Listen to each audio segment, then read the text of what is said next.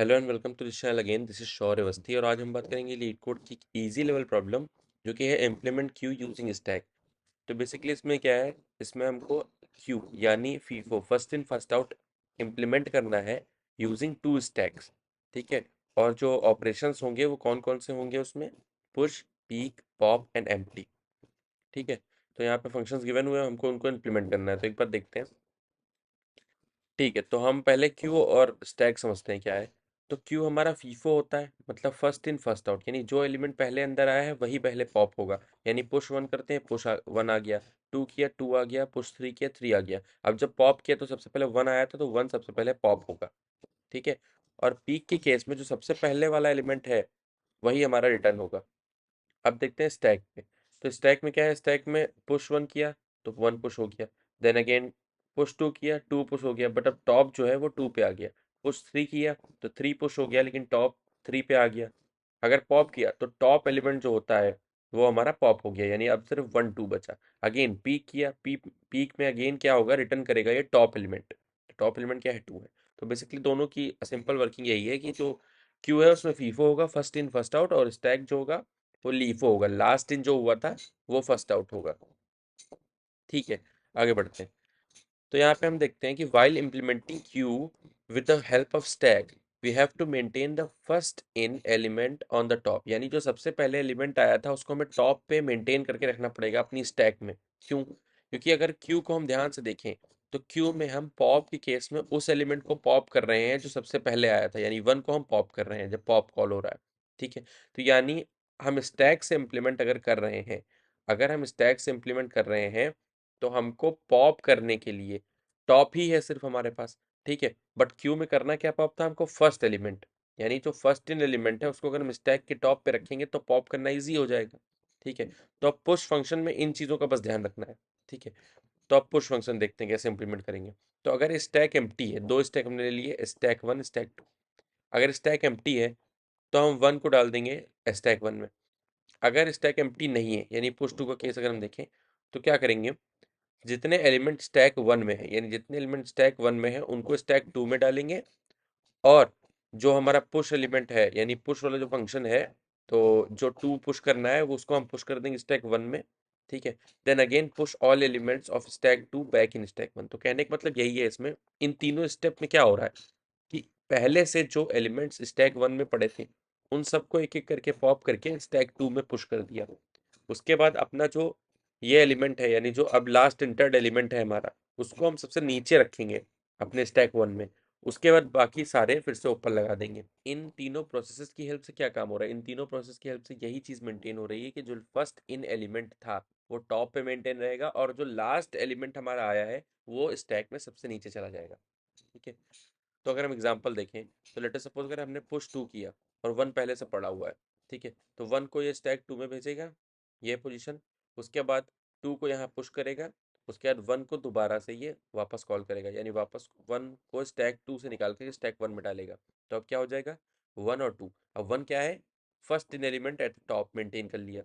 Push three का case देखते हैं। पुश थ्री में इनिशियली वन टू है हमारे पास, इनिशियली वन टू है हमारे पास, स्टैक टू एम्प्टी है। हमको थ्री पुश करना है, तो सारा एलिमेंट स्टैक वन का एक एक करके हम स्टैक टू में डालते हैं, यानी वन को निकाला डाला फिर टू को निकाला डाला, तो यहाँ हो गया वन टू। ठीक है। स्टैक वन अब हमारा खाली हो गया। जैसे स्टैक वन खाली हुआ, हमने अपना जो एलिमेंट पुश करना था हमको वो पुश कर दिया स्टैक वन में।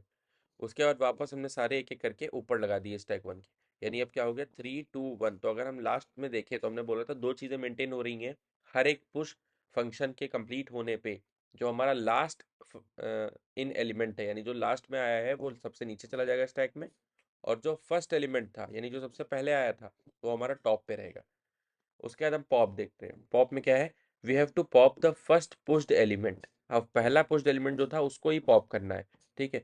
तो अब याद अगर हम ध्यान रखें तो हमने पुश में क्या किया है, हमने अपनी स्टैक को फिल करते टाइम ये चीज़ का ध्यान रखा है कि जो फर्स्ट पुश्ड एलिमेंट है यानी फर्स्ट इन एलिमेंट है वो टॉप पे रहे, maintain the top stack one पे है।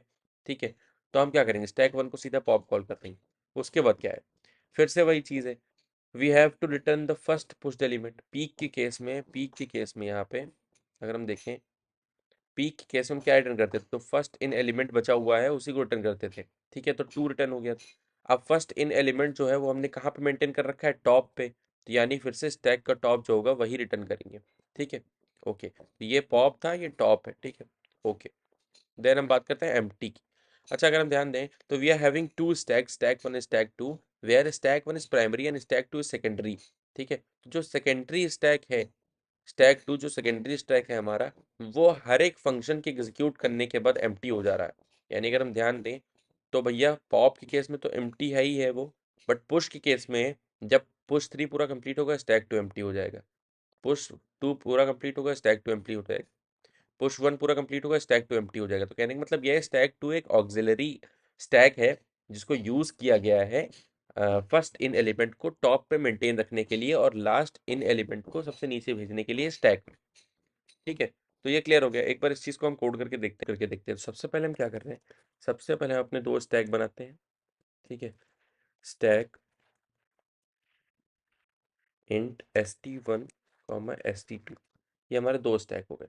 उसके बाद हम क्या करते हैं, पुश फंक्शन में देखते हैं। अब पुश फंक्शन में हम क्या कर रहे थे, पुश फंक्शन में अगर हमारा st1 डॉट एम टी है यानी पहला एलिमेंट एंटर होने जा रहा है, तो हम क्या करते थे, सिंपली st1 में हम पुश कर देते हैं। ठीक है, अगर हमारा अगर हमारा एम टी नहीं है यानी एल्स केस, एल्स केस में हम क्या करते थे, पहले तो पूरा एम्प्टी कर दो, यानी st1 जब तक एम्प्टी नहीं है तब तक ये लूप चलेगा। ठीक है, और हर एक एलिमेंट st1 का st2 में पुश कर देंगे, यानी st2 डॉट पुश, और उसमें डालेंगे हम st1 का टॉप। ठीक है, और साथ ही साथ st1 से हम पॉप करेंगे एक एक करके एलिमेंट्स। ओके, देन हम क्या कर रहे थे, अब हमारा ये वाइल लूप खत्म होने के बाद हमारा st1 है एम्प्टी हो गया। जैसे ही st एम्प्टी हुआ हमारा, वैसे ही जो हमारा लास्ट कमिंग एलिमेंट है यानी जो हम जिसको पुश करना है उसको हम पुश कर देते हैं st1 में। ठीक है, st1 डॉट पुश, सबसे नीचे भेज देंगे उस एलिमेंट को जो आ रहा है नया एलिमेंट। ठीक है, पुश x, उसके बाद वापस उसके ऊपर सारे एलिमेंट्स रख देंगे, यानी इस बार हम स्टैक टू को खाली कर देंगे। स्टैक टू को खाली करने के लिए स्टैक टू के एम्प्टी लगेगा, स्टैक वन में पुश होगा, स्टैक टू का टॉप, और स्टैक टू में पॉप होगा। क्लियर, तो ये एक पुश हमारा पूरा इम्प्लीमेंट हो चुका है। पॉप केस में क्या करेंगे, पॉप केस में अगर हम देखें तो यहाँ पे रिटर्न भी हो रहा है इंट हमारा, यानी जो टॉप का एलिमेंट है उसको रिटर्न भी करना है। तो इसके लिए हम सिंपल एक काम कर सकते हैं कि int m is equals to st1 dot top, उसके बाद हम पॉप कर देते हैं st1 डॉट पॉप। ठीक है, उसके बाद हम रिटर्न m कर देते हैं। ये क्लियर हो गया।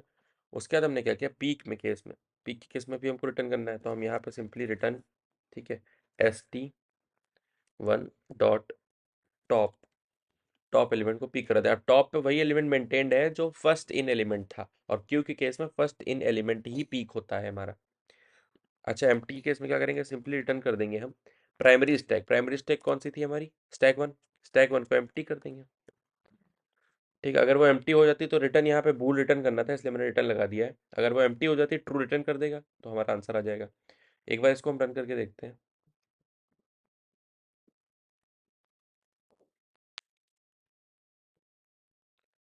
ओके, यहाँ पे एस टी नहीं लिखा है, सॉरी।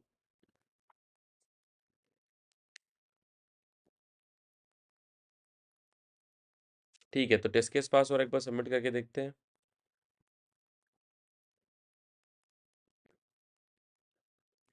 ठीक है, तो ये सक्सेसफुली सबमिट हो रहा है। So thank you so much for watching this video. अगर वीडियो पसंद आए तो वीडियो को लाइक करिए, चैनल को सब्सक्राइब करिए। मिलते हैं अपने अगले वीडियो में, तब तक के लिए बाय।